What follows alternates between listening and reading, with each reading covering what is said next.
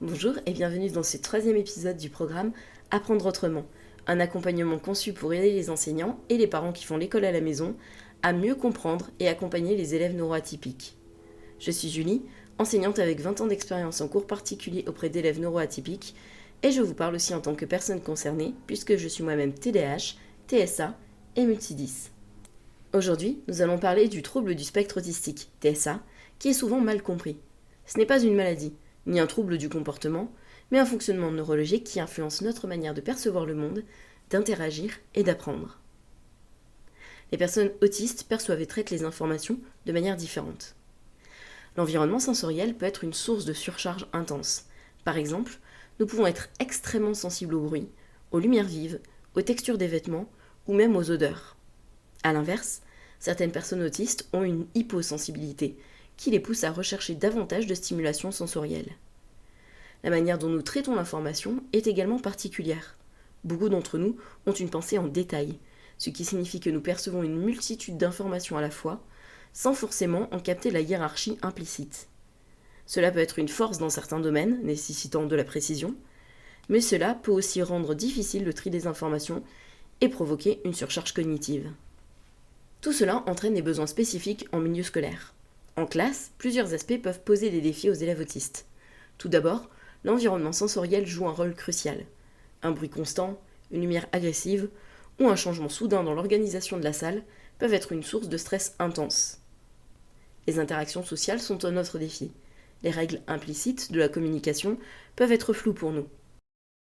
Comprendre l'ironie, savoir quand il est approprié de parler ou interpréter les expressions faciales des autres demande souvent un effort conscient et peut être épuisant. Cela ne signifie pas un manque d'intérêt pour les autres, mais plutôt un besoin de communication plus explicite et prévisible. Enfin, la rigidité cognitive est un aspect fréquent du TSA. Beaucoup d'entre nous avons besoin de routines claires et prévisibles pour nous sentir en sécurité. Un changement soudain dans l'emploi du temps ou une consigne imprécise peuvent créer un blocage. Alors comment adapter l'enseignement pour les élèves TSA ? Il existe plusieurs stratégies efficaces pour faciliter l'apprentissage des élèves autistes. D'abord, adapter l'environnement sensoriel peut grandement améliorer leur confort. Réduire le bruit ambiant, éviter les lumières trop agressives et permettre l'usage d'outils comme un casque anti-bruit peuvent faire une grande différence. Ensuite, il est important de rendre les consignes explicites et structurées. Donner des instructions en étapes claires, éviter le second degré ou l'implicite, et utiliser des supports visuels, comme des pictogrammes, des tableaux, des routines écrites, facilite la compréhension.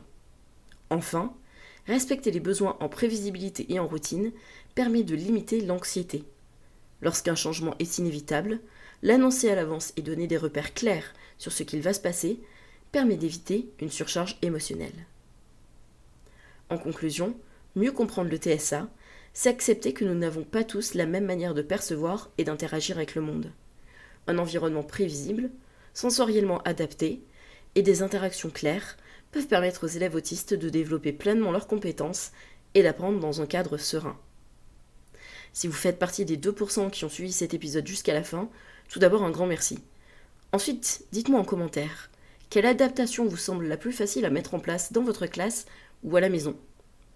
Dans le prochain épisode, nous parlerons de la dyslexie, comment l'identifier et l'accompagner. Alors si ce n'est pas encore fait, pensez à activer toutes les notifications pour ne pas manquer la suite. Et je vous dis à demain.